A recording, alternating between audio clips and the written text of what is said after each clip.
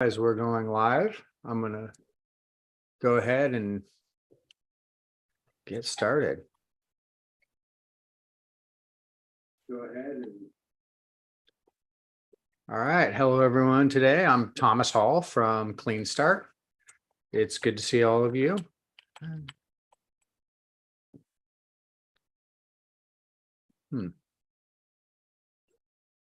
All right. So welcome to CleanStart's Perspective Day. I'm Thomas Hall, Executive Director of CleanStart.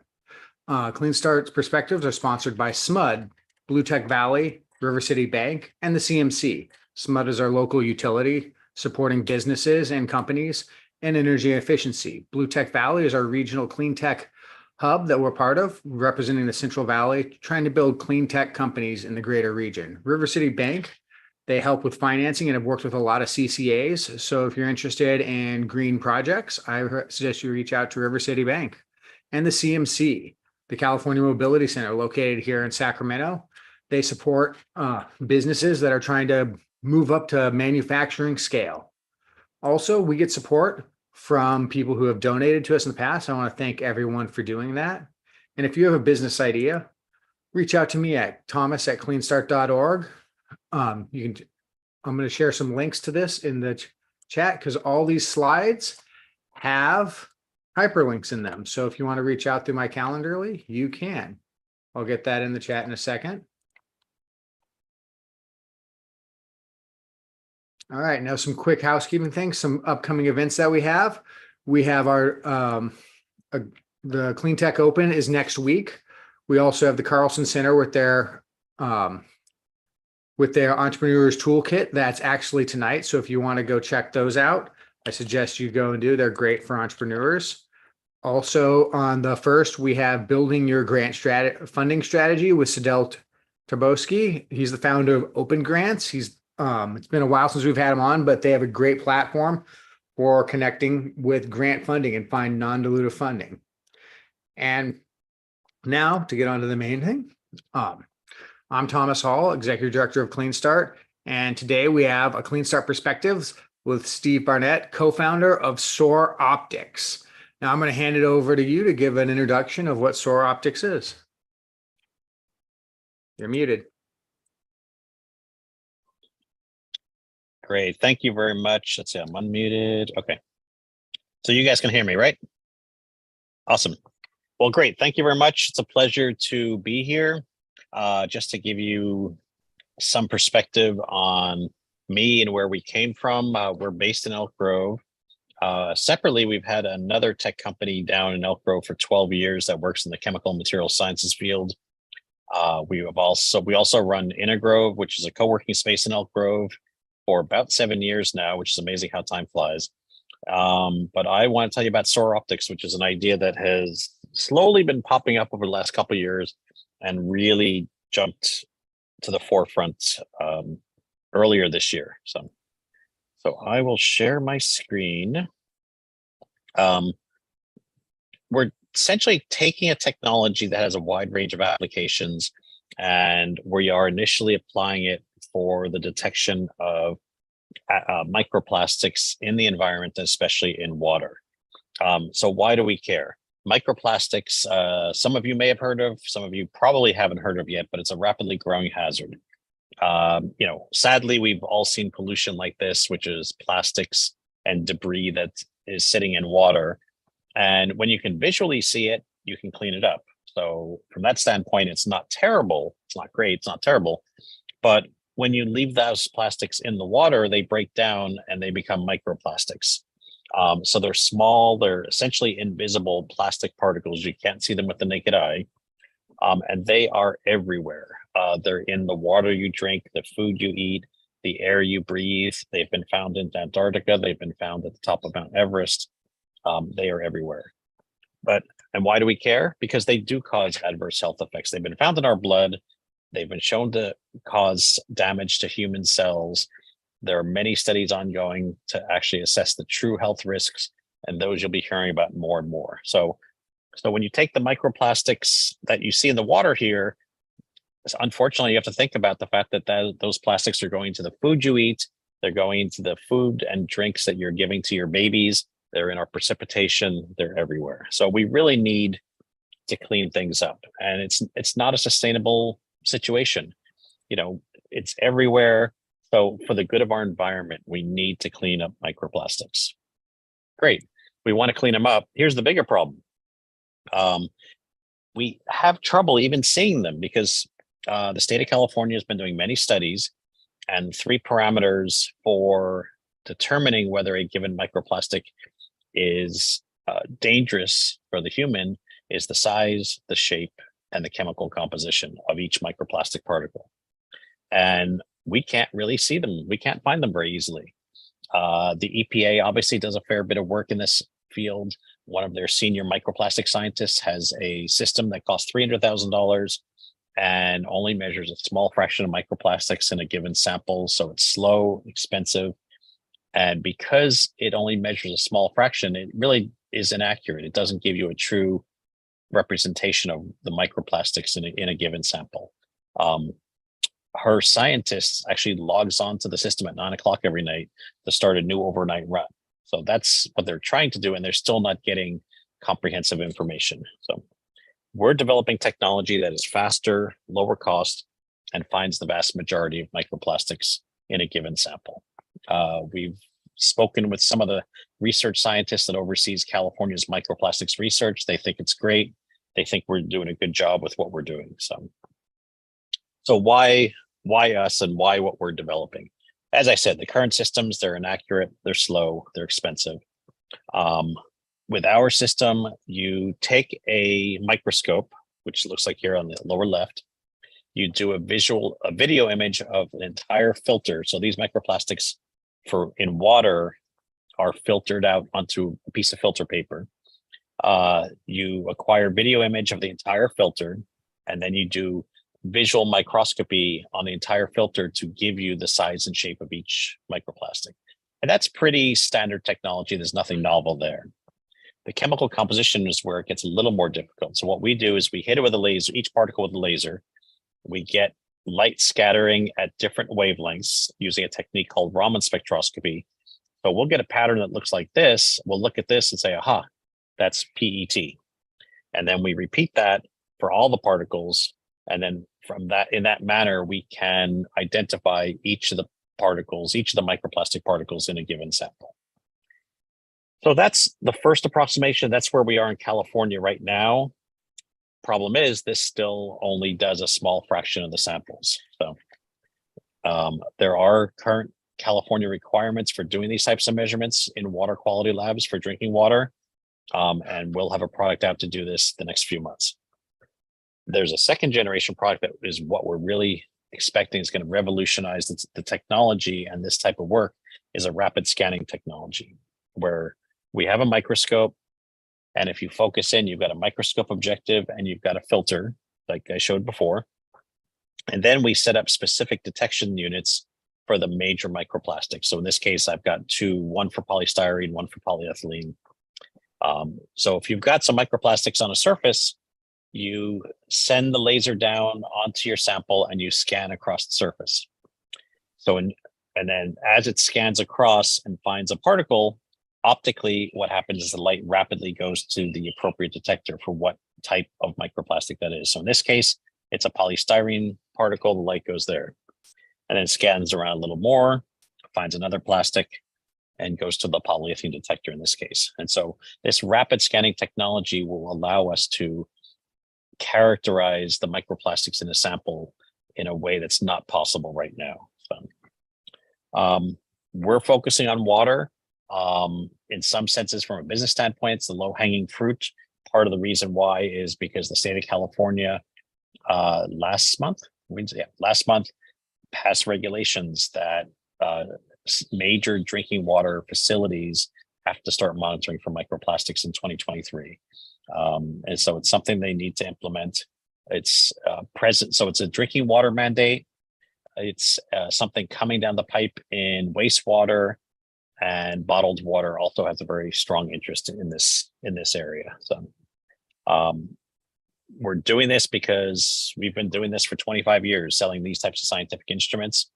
And we've got relationships with the EPA And the Southern California Coastal Water Research Project is a public R&D agency based in Orange County, which is funded by the 12 of the major water agencies in Southern California. It actually was formed in the 60s, I believe, to develop new technologies for the delivery of clean drinking water to the population in Southern California. They've overseen a lot of California's research in this field. So, there are a lot of water agencies in California. We're a big state. There are over 100 agencies that each serve over 100,000 citizens. And many of these are the ones that are going to have to start monitoring for microplastics. There are also many labs that the smaller agencies are going to send samples out to. And again, these are mandated by state regulations that were passed last month. So one thing that's true in the environmental field is that once California does something, it follows in other states and other jurisdictions. So other locations, cities, and states have told us, well, if it's coming to California, we're going to have to do it at some point. And the same thing for the European customers that we've spoken with as well. So we're starting in California, but it's the writing's on the wall for the other agencies outside of California. So, and then again, there's beverage, food, and industrial companies that have a need for monitoring for microplastics, and that need is only going to increase over time. So what are we doing product-wise? Right now the regulations say that you have to have a microscope, and so we're going to have a Raman microscope ready to go on the market in the next few months. So that's coming. Because you have to filter these microplastics, it's valuable to have a standard filter as a product offering for customers rather than having them use whatever filters they want and then the measurement. So we're working on standardizing the standard operating procedures for all these labs and offering a subscription service so that that Raman spectrum, that pattern you saw, so that we can also perform the work of identifying each microplastic for our customers. So now the second generation product, the rapid scanning one, should be ready in about a year. And that's where we really feel our growth is going to come in characterizing a high percentage of microplastics in a given sample. So from a business standpoint, our technology can be applied to other applications and other fields. Here, I'm showing that that's an industrial analyzer that's ready to go in 2026, we expect. However, we met someone a couple weeks ago that wants us to build one for them next year. And this morning, I got an email from a major industrial company asking what we can do for them because they have an interest in the same type of rapid scanning detection technology that we're offering. So in terms of who we are, I'm one of the founders. I've got 25 years experience with this type of technology, both from a research standpoint, but also from sales and market development. I've been a previous startup founder. We've also got Peter Hansel, who is an industrial designer, a software developer. He's brought a number of products to market. We've got on board also James Chan, who's got over 20 years experience in Raman. He's a UC Davis professor. He used to be a scientist at Lawrence Livermore National Laboratory. So he's a world expert in the application of Raman spectroscopy for a wide range of material characterization. So when you're developing technologies of this type, yes, it's nice to look for investor funding, but it's also great to get government grants because free money that is non-dilutive is always friendlier. And SBIR grants are a common way to go through this, where you get federal government funding to develop products of this type. And we actually now have 2 technologies and 2 applications with the National Science Foundation that have been pre-approved for submission. So we're going to be going down that route in addition to looking for investor funding. So we are Soar Optics, and sadly, with microplastics, we have to ask our question is this: would you feed this to your child? Because microplastics, whether we know it or not, believe me, I'm telling you now, they are everywhere. They're in our food, they're in what we drink, they're in the air we breathe. And we need to improve our environment with respect to microplastics. But the bigger problem is we can't even find them. There's not a simple way of monitoring for microplastics.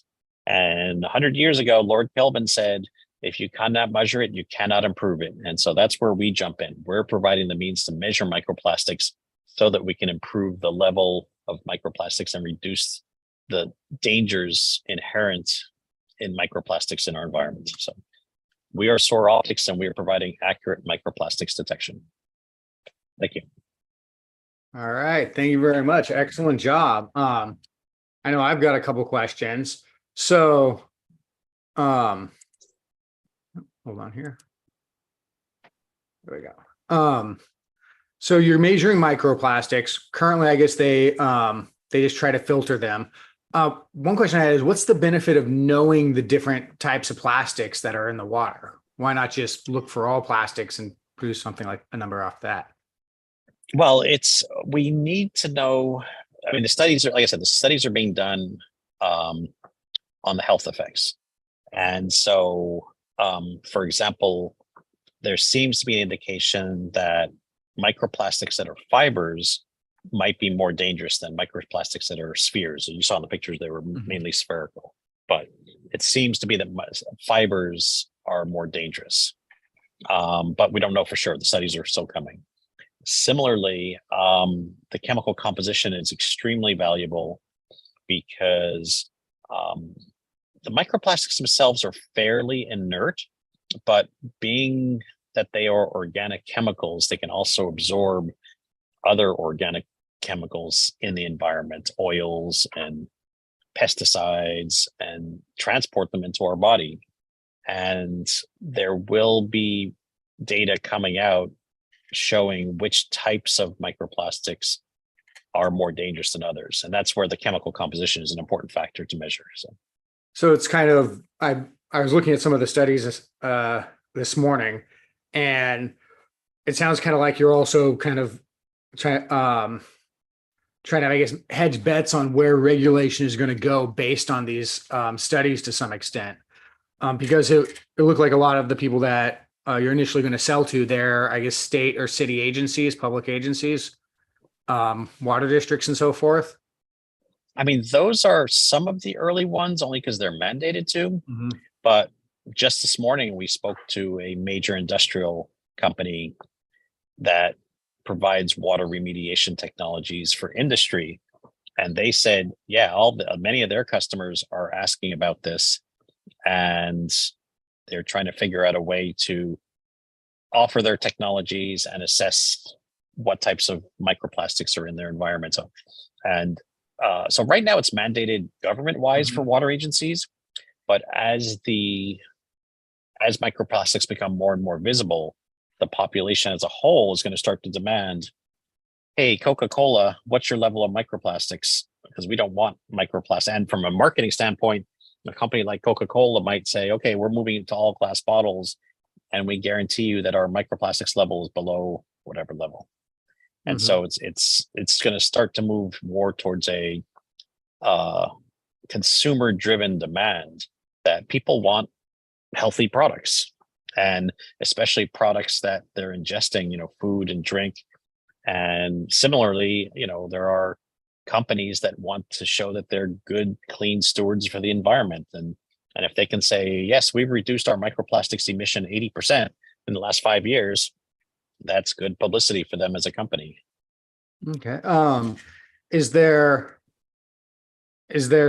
you're reducing the cost to be able to detect the microplastics, and hopefully that gets companies to change, I guess, with their processes or what they're doing to reduce the negative externalities of microplastics going into there.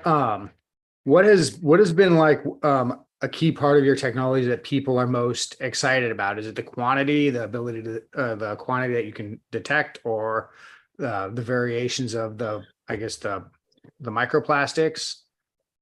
Well, yeah. So right now, current technology that's used can measure a small fraction of the microplastics. I mean, it's just a time factor. Hypothetically, you could measure an entire microplastic sample, but it would take days, and that's not practical. And everyone says, oh, yes, and we hope that's representative of all the microplastics in a sample, but when you ask them, and everyone agrees, no, it's not. I mean, it's getting down that road, but it's not acceptable. And so the fact that we can characterize the vast majority of microplastics in a given sample is what people are excited about. Okay. So it sounds like probably a lot of excitement for then also research of determining exactly, the some of the real impacts of this into the environment. Yep. Now for companies, what type of, if they were to, deploy the technology, determine what type of microplastics are in their water, what kind of behavior do you think you might see change in what they're doing? Would it be on their inputs, or would it be just more filters? I mean, a lot of it's going to come down to a lot of the remediation and cleaning up their processes. And some of it might be inputs. I mean, I can see, again, I used Coca-Cola not for any particular reason as an example, but I can see Coca-Cola mandating a microplastics level for their incoming water, or perhaps they clean up their water before they actually produce their beverage. And so it allows them, it gives them more information to improve their product development, and improve the cleanliness of the emissions of material, in this case, water, that they're releasing into the environment. Mm-hmm. All right. So after, I guess, the second generation, what would you hope for the third generation? So there's two different avenues. So the first generation is, like I said, other applications of the same technology in other non-microplastics fields. But there's another class of plastics that are even smaller, which are called nanoplastics. This technology can't easily measure those, but we do have some ways of starting to get down into that regime. And so having ways to detect the smaller and smaller nanoplastics would be a great push forward. And nanoplastics, correct me if I'm wrong, those are the ones that are small enough to pass through a cell wall, potentially. Yep. Yeah. Exactly. They go pretty much everywhere in our body, unfortunately. Yeah. So what other industries besides water do you think would be able to use your technology? You had mentioned there might be some. Yeah, well, so there's just the whole industrial monitoring application. There is, for some reason, I keep coming across cheese. The cheese industry, especially more in Europe, maybe it's because they eat more cheese. Cheese is an area that and cheese is made with a lot of water. So, but just general food applications, and then just other area, basically, because it's a health hazard, it's anything that comes into contact with our body would be a potential application. I feel like there's a joke in there about the European cheese companies wanting your technology, but not the American ones, because the American ones make plastic. But there you go. I'll let someone who can do a joke tell that.